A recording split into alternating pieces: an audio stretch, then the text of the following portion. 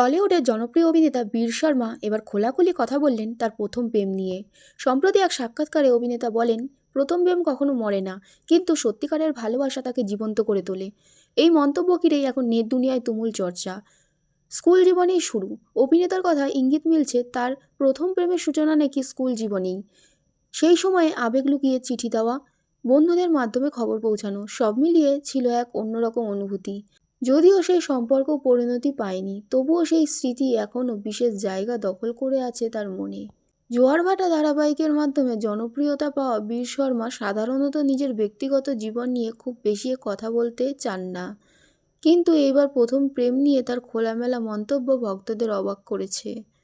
নেটিজেনদের একাংশ বলছেন, প্রথম প্রেম সত্যি ভোলা যায় না। আবার কেউ কেউ কৌতূহলী, তাহলে কি এখনকার জীবনে সেই প্রথম প্রেমের কোনো প্রভাব রয়েছে? প্রেম, স্মৃতি আর জীবনের বাস্তবতা সব মিলিয়ে অভিনেতার এই মন্তব্য এখন সোশ্যাল মিডিয়ায় ভাইরাল।